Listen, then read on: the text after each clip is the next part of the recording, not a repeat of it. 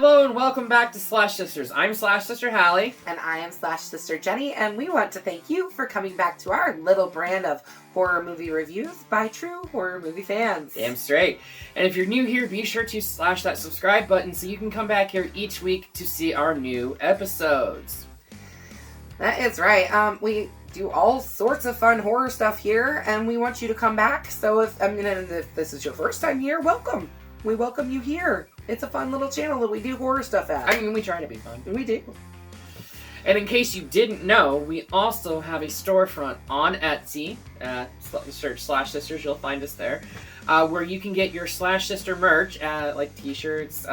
We have mugs, thermal mugs and stuff like that. Stickers, magnets, stuff like that. All kinds of cool stuff. But we also have specifically designed horror-themed shirts designed by us in-house. Yep. And Jenny makes patches and specialized paintings. She hasn't done a painting recently for an episode, We've been so busy with the holidays. It's just been a lot. It's been too busy for me to catch up. And actually, I've honestly been busy with making patches and other things. Yeah, I bet you have. Been a very busy year. Mm-hmm. But back to the real reason why we are here, a horror movie review. That's right, and today we're talking about one of my all-time favorite movies, not just horror film, but like all-time favorite movies, which to be honest, I do have quite a few favorite movies. Well, so do I, and we talk about that all the time. Every video, I think like every video I say something is my favorite. It's very true. You totally do that. But what movie are we talking about today? Well, we're going all the way back to 1996 with the cult classic from Robert Rodriguez, From Dusk Till Dawn. Yeah! Which, if you have ever seen this film, you know that it doesn't become a horror film until about halfway through the film, but we'll get into that.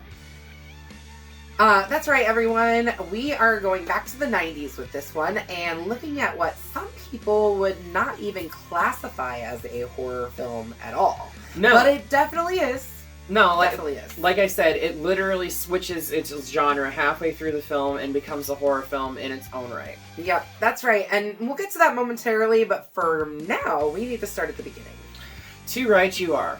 We start this film with fugitive bank robbers Seth and Richie Gecko holding up a liquor store and killing clerk Pete Bottoms and Texas Ranger Earl McGraw in a shootout.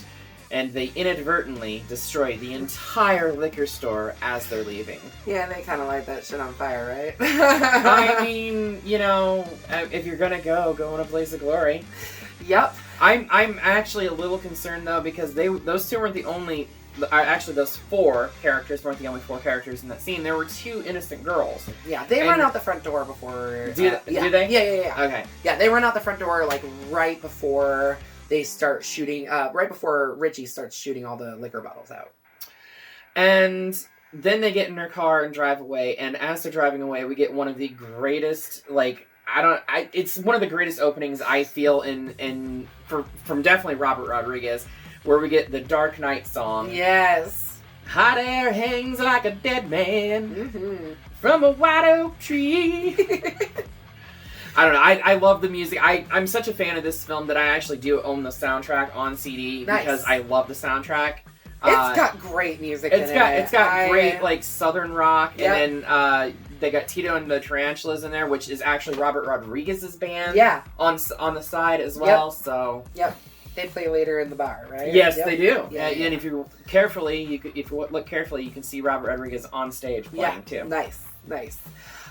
Later at an inn room where they are hiding out, so they basically just rented a room at like a motel. Seth returns from getting food to find Richie has raped and murdered the bank clerk that they had taken hostage, much to Seth's anger. Yeah, he actually confronts him and he's like, do you think that this is what I do? This is not what we fucking do. Yeah. I also do love the scene with the hotel manager or whatever when he's like, Seth is ringing the bell and the hotel manager comes out and he's like, well, what in the hell you want? He's like, what the hell you think I want? You want a bean bastard? I want a fucking room! Bastard, I want a room! Love that line. So funny. Love it. We then shift focus to Jacob Fuller, a pastor experiencing a crisis of faith brought on by the death of his wife. and he is on vacation with his teenage children, Scott and Kate. Kate is actually played by Juliette Lewis, who is not a teenager. She is in her 20s. No, but she looks young. She definitely looks young. I think she's actually like 25 in this film. Yeah. But they're traveling the south in their RV, and they're just on their way to Mexico. They weren't on their way to Mexico. I thought they were, because they kind of talk. He says, we're almost to El Paso, and we'll stop there because I want to sleep in a real bed before we go to Mexico. The beds in Mexico aren't the same. I don't remember that, but whatever. Yeah. They stop at the same inn where Seth and Richie are, and they get kidnapped by the Gecko brothers, who force the Fuller family to smuggle them over the border to Mexico. Yeah. In this scene, we are also... Okay, so as they come up to the border of Mexico, we are treated to the first of 3 characters played by Cheech Marin. I'm still trying to figure out why Robert gave him 3 characters to play in this, because I know a lot of fans thought that it was the same character. Understandable. I mean, I guess you could... Specifically the vampire, but he's out in daylight in this scene, so... Yeah, exactly. What I think is so funny is that, like, Cheech Marin is a very recognizable person. It'd be one thing if they had, like... somebody who wasn't as recognizable playing multiple different characters, but they did have him in this scene without the mustache, his iconic mustache, right? And he has a baseball hat on. Yes. When we see him later, he's got facial hair, and then when we see him later again, he's got the mustache. Yes. But in Mexico, they arrive at a bar that is open from dusk till dawn, hence the name From Dusk Till Dawn, known simply as the Titty Twister. The Titty Twister. Or if you're watching the edited version for TV, it's called the Kitty Twister. Hilarious. It's a strip club in the middle of the desert where the Gecko brothers will be met by their contact Carlos at dawn. Hence the reason why the bar is open from dusk till dawn. He looks like a rowdy place, thought it was a great place to meet up, whatever. Carlos will escort them over to the sanctuary that is El Rey, a place for safety for fugitives from justice whose admission fee is 30% of whatever the fuck they have on them. And there is no negotiating with that, as Richie tries to ask Seth to negotiate for a better deal. He's like, you want to stay? That's the price you pay. 30%. Yep. It is. So it is written, so shall it be done. Yep. Before they enter the bar, they are accosted by the bar announcer, spouting off about all sorts of different kinds of lady entertainment. We're not actually all going to say... all the different flavors of... Yeah, no, we're not going to say... Lots of different flavors. I mean, we'll drop the F-bomb here and there, but we're not doing that. No, it is one of my favorite scenes. It is so funny. It is hilarious. Amy's behind the camera right now shaking her head. She absolutely hates this scene. It makes me giggle. It is kind of vulgar. Of course it's vulgar. And mind you, the first time I watched this film, I was in high school. Actually, no, I was in 8th grade. I was doing a play, and one of the upperclassmen asked me to rent this film and give him my honest opinion about it. So I did, and I'm watching this as an 8th grader. And I was like, okay, well, the first half of this film is kind of interesting, and then they get down to the bar, and I'm like, oh, okay, all right, and things are getting real here. and then what happens next happens, and yes, but during a bar fight, well, first off, the Gecko brothers break the nose of the bar announcer, and when he's down, Richie comes and kicks him in the ribs, which is not cool. But this is also a character played by Cheech Marin. So they get inside, they sit down, start drinking and everything, and then they end up in a bar fight when Cheech Marin's character comes back in and said, This chingo kicked me in the balls when I was down, or whatever, you know. I can't do it like Cheech does. How can anybody do his voice? But it escalates. Richie gets stabbed in his hand, and as the blood's dripping from his hand, and he actually gets stabbed in his hand in the exact spot that he had gotten shot in the hand. Earlier at Benny's World of Liquor. Yeah. Before they blew the place up. Oops. But as the blood's dripping from his hand, that's when literally hell breaks loose. And the dancer that was entertaining them, played by Selma Hayek. Salma Santanico Pandemonium. Oh my god, can we just talk about her for just a second? Her body is absolutely perfect. From top to bottom, every muscle, every piece of skin, she is perfect.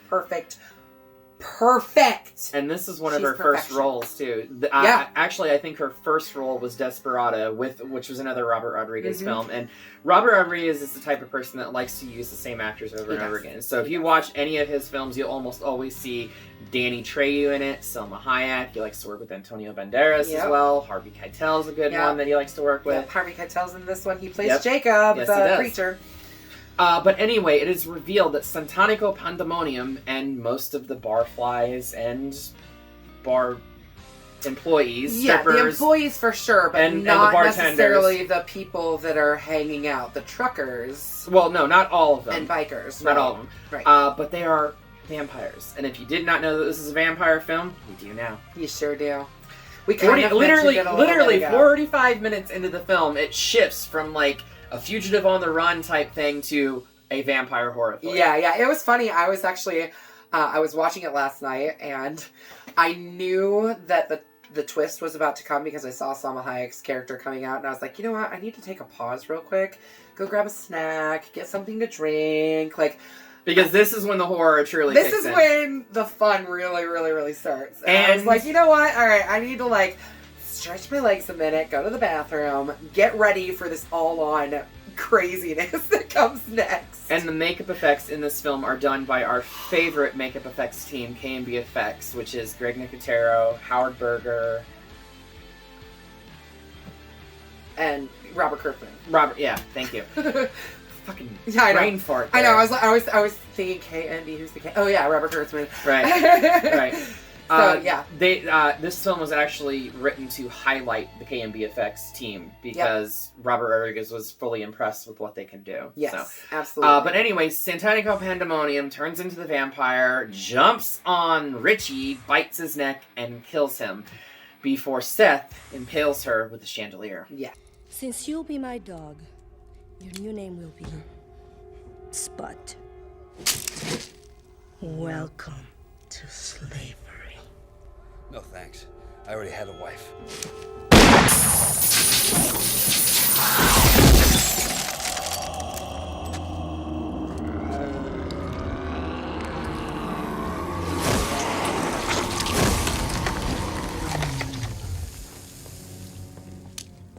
Actually, there's quite the exchange there where Selma Hayek's talking to George Clooney, who's playing Seth, that he will be her dog, and his name will be Spot. Yeah. And Richie, the brother, is actually played by Quentin Tarantino as well. So I don't think we've mentioned that yet. Quentin Tarantino has long been known to really enjoy feet, and there is multiple instances where he is straight up foot fetishing on screen. There's a scene where Salma Hayek pours whiskey down her leg onto her toes so that he can suck it off of her toes. And they also focus on, he's a weirdo who likes feet. I'm not saying you're weird if you like feet, that's fine. But Quentin Tarantino is a weirdo. Quentin Tarantino's pretty weird. But I do love his films. I am a big Absolutely. big Robert Rodriguez, Quentin Tarantino fan. Me too. I will watch anything that they do. I don't care what it is. Absolutely. Me too. Excuse me. So, at the end of all of the onslaught of vampires, only Seth, Jacob, Kate, Scott, and a biker named Sex Machine, who is played by Tom Savini, he's the one with the codpiece that's a gun. You see him earlier. A device, sorry. Exactly. They show him earlier with a whip, and he takes Greg Nicotero's beard with his whip. I love that scene. I know, it's it's the only scene that Greg Nicotero's in, at least as far as I can see. He might be in the background somewhere during the fight. There's a deleted scene where one of the vampires, right before they board up the place and everything like that, she has her stomach opened up and it's a giant mouth. They deleted it because they had to do CGI for it, and the CGI just wasn't on par. Right, gotcha. But I think he was in that scene, and I think he actually gets his head bit off. Okay. I could be wrong. Nice. It's been a long time since I watched the special features for it, but I know that scene was in it, and I might. I don't know. Yeah. So, anyways, so Sex Machine, who, as I said, is played by Tom Savini, the incredible, amazing special effects designer, guru. He taught KNB everything that they know. I mean, he's literally taught. He's the one to go to when it comes to special effects. I would love to get into his special effects school that he has in Pennsylvania. That would be incredible. Incredible. And Frost, a Vietnam War veteran, all survive. And then the others are then reborn as vampires, including Richie, forcing the survivors to kill all of them as well. There's actually a scene right here when Richie, who turns into the vampire, actually kind of like Seth, played by George Clooney, is getting ready to drive a pool cue through Richie's heart to kill him because he said that he was going to be the one to do it to give him his peace and everything like that. But he actually shifts, and for the life of me, I never figured out why. And someone pointed out to me when we were watching it one time that he actually doesn't shift back from like the vampire to the human form with just the fangs. It's Richie's mind seeing, or Seth's mind seeing Richie underneath the vampireness. Yeah, because he still has a little bit of the fangs left. And he's got like the eyes and everything like that. So I just thought that was interesting that I didn't see that until someone said it, and now I can't unsee that. You know, but it's a beautiful scene, honestly. Yeah, for sure. When the army of vampires show up in bat form, and they several hear all this like flapping noise. Yeah, and at first they're like, I thought it was birds, and it's bats. No, it's fucking bats. It's fucking bats. They assemble outside. The survivors lock themselves inside, but Sex Machine has been bitten on his arm and hides it from the rest of the group. I know. As a result, he turns and then unfortunately bites Frost. And honestly, like, I think Sex Machine as a vampire is probably the best vampire in the whole movie, I think, personally. No. He's a badass. He does not let anybody come close to him, and it takes them a long time for them to kill Sex Machine. They eventually get him, but it takes a long time. Yeah, and I'm still trying to figure out how, but we'll get to that later. But he bites Frost. Frost gets pissed off and throws him through a window or whatever, and then bats start swarming in. But Sex Machine also bites Jacob in the process, and Jacob knows that he ain't got much time left. Yeah, he says maybe an hour, before he turns. Yeah, but that's after he's like left alone in the bar whilst Kate, Seth, and Scott, all head to the back room to take cover, basically. Yeah. Shortly after, though, Jacob, who is still alive, basically takes like a baseball bat and a shotgun. Pump action shotgun. And makes a cross form, which actually does keep the vampires back. And I mean, we saw Kate rip her cross off and stick it in a vampire's mouth and make him explode. Was it? Yeah. Okay, yeah. Which that was probably the coolest explosion of any of the vampires. Absolutely disgusting. Like, shit spits into Kate's face. I also do love Danny Trejo's death scene in that, where he gets stabbed through the heart on the pool table because like his eyeballs roll into the pool. Yeah. So funny. There's a lot of really great kills in this movie. No, there really is. So much fun. But yeah, so he basically ends up getting back into the storeroom, and yeah.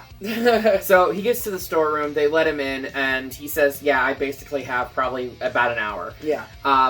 But they ransack that storeroom looking for anything and everything that they can to fight off this vampire horde. Yeah.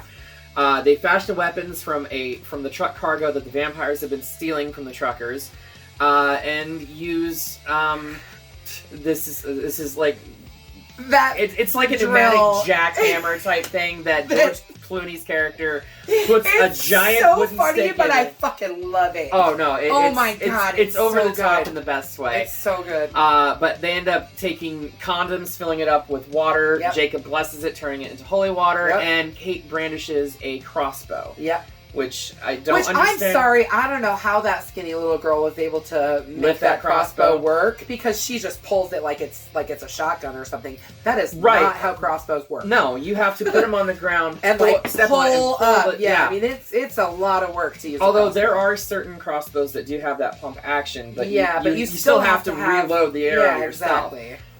Anyway, they head back out into the horde to dispatch them Yeah. as best they can. Yeah. Jacob, knowing he will soon become a vampire, makes Scott and Kate promise to kill him when he turns, which he ends up having to put a gun to his head, threatening to kill himself to get his kids to promise to basically take him out when he turns to a vampire, because he knows it's going to happen. It's inevitable.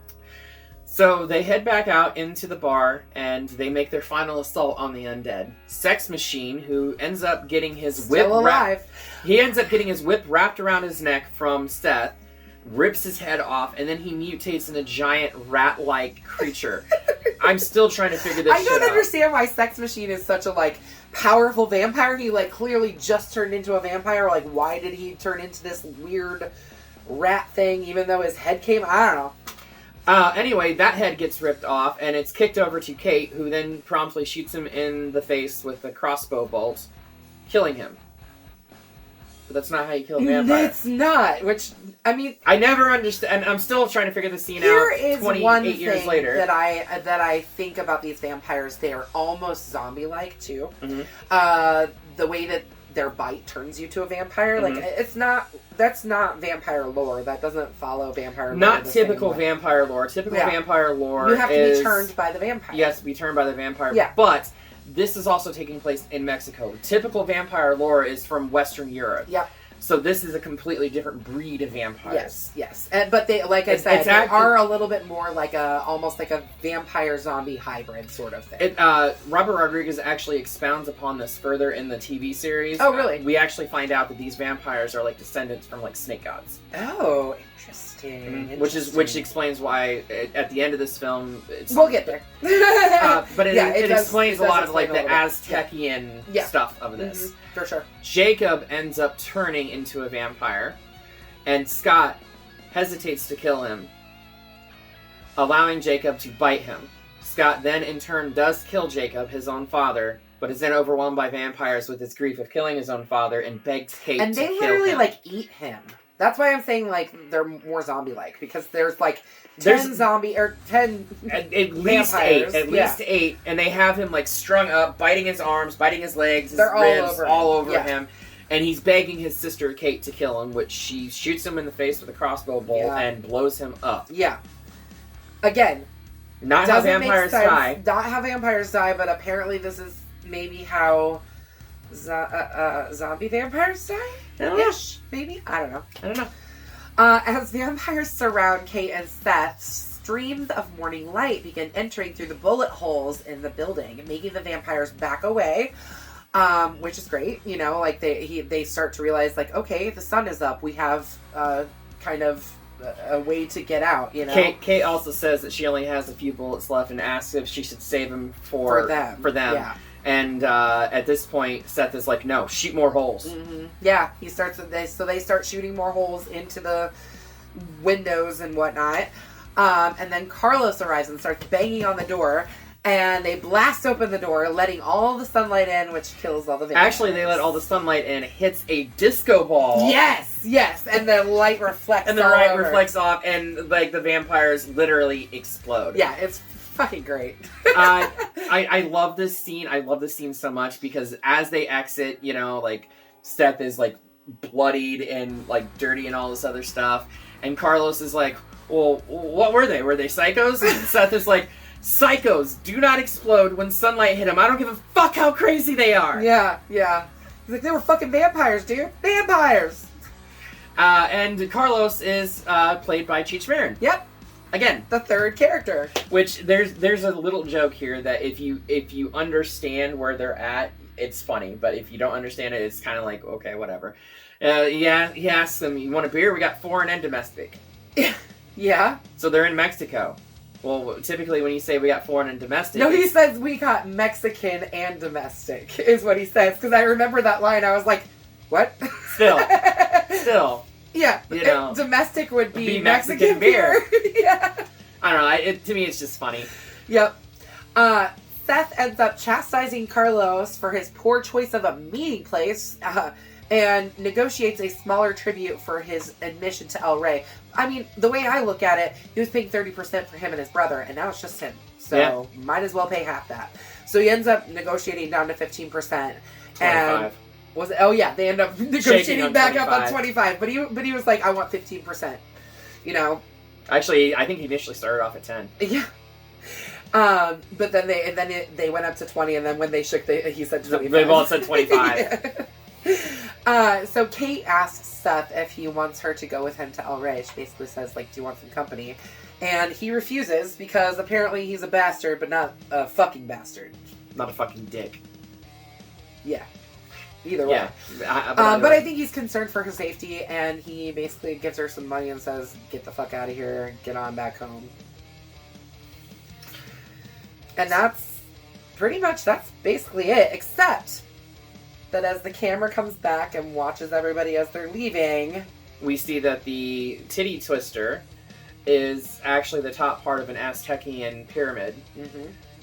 Which again gets expanded upon further mostly in the buried, TV series. but it's dug up on the side. Yeah, but all of that gets explained further in the TV series, which ran for 3 seasons on the Robert Rodriguez owned station of El Rey. Oh, how about that? Which is Spanish for the king, by the way. Oh, okay, makes sense. But yeah, so that's how this film ends. It ends in a hail of explosions and vampire guts and all this other stuff. Yeah, and the other thing that I think is really interesting about the vampires in this movie is that their blood is green. Like slimy green. Which So is they really did, gross. They had to do that to avoid the X rating, because if you Makes have sense. too much red blood in a film, that's when like the censors get on you for Evil it Dead and everything ended like up that. doing that too. And it with still some of didn't matter. I know, it didn't matter. They switched it to green and they switched it to black goo, and Yep. it still didn't matter. Yep. But a lot of horror films will do that to try to avoid that X stamp. Yep. I have to say about this film, the special effects, the practical effects are so on par, and they are the reason that KNB, one, got their name, two, that they continue to be such a force to be reckoned with today in 2023, and will continue to be, I'm sure, until they die. This film is what turned me on to the special effects that KNB do. For sure. Before this film, I never really paid attention to special effects. I'm just like, okay, whatever. I know that every film has special effects, makeup effects, and stuff like that. But I never paid attention. When I was young, I would go, "Oh, like the blood's yucky," or like that looked so fake. Right. But I never really looked at the technical aspects of it. After watching this film, that's when I started noticing it. For sure. And I made sure to, anytime I saw anybody from KNB doing a film, I would always want to watch it, just because I wanted to see the effects. So, absolutely, kudos to KNB. Yes, KNB. I think you all know where I'm going with this. It's a bloody machete straight to the fucking sky. This is still one of my favorite films. 28 bloody years machete later. For me too, definitely. Up to the high. To the sky. I will never not enjoy this film. Yeah, it's such a fun watch. The sequels, not so much. Yeah, I don't think I've ever even watched the sequels, to be honest with you. I think this is the only one that I've seen out of the whole Bruce thing. Campbell's in too. I know. I was reading that earlier, and I saw that Bruce Campbell has a cameo on the second one, which maybe I'll watch it because I do love my Bruce. But he's only in it for the first 5 minutes. Yeah, right. I mean, this is such a film that it's so fun to watch. The dialogue, the lines in especially if it's your first time watching it. Yeah, for sure. If it's your first time watching it, it's so much fun to go back and watch it over and over again too, because I think you notice things that you didn't notice the first time. That's with every film, though. But there's so much to see in this. There's so many times that there's 10 different vampire fights happening all on one screen, and if you're not really paying attention, there was a point last night where I was watching it where I was like, wait, what did I just miss? I feel like I just missed something. I definitely felt like I needed to be glued to the screen because there's just so much happening. Oh yeah, no, definitely. It's so good. It's such a great film. And with that, we are going to send this straight back to Mexico, where it not necessarily belongs, but it's where it came from. Where it goes. So we will go from one incredible masterpiece in special effects to another film that piece of shit. I personally think is a masterclass in special effects as well. Hallie wants to disagree with me. Y'all can decide for yourselves. I will die on this hill. But what we are going to do next, and I'll grab it this time because I don't think Hallie even wants to touch it. Not honestly. particularly. Come back next week where we will talk about Terrifier! This is one of my favorite films. I love it. I love the whole franchise. I love Art the Clown. I'm really excited to talk about this. Does 2 movies really constitute a franchise? I mean, if you include his short film and the film in front of it, plus there's a third one coming. So, yes, I mean, it is officially I would a call franchise. 3 films start of a franchise, but I wouldn't call 2 films a franchise. Well, 3 is coming next year, and it's definitely the start of a franchise. And plus, he was in another film before the Terrifier movies as well. Actually, he's been in several films. He played in Gotham. He also played the Grinch in the main one. Yes. Well, David Howard Thornton, the guy that plays Art the Clown in this. That is. So come back next week where me and Hallie will battle it out because she definitely hates it and I definitely love it. Spoiler alert, I guess. Not that she hasn't clearly I think I've made already. it very clear my disdain for this film. So come back in 1 week's time where we will talk about Terrifier and Damien Leone's incredible movie, in my humble opinion. And until then, make sure you slash that subscribe button. Stab that like button. And ring-a-ling the grave bell so you don't get buried in the mix and you keep up to date with all our horror movies. Until then, we will see you all in the afterlife.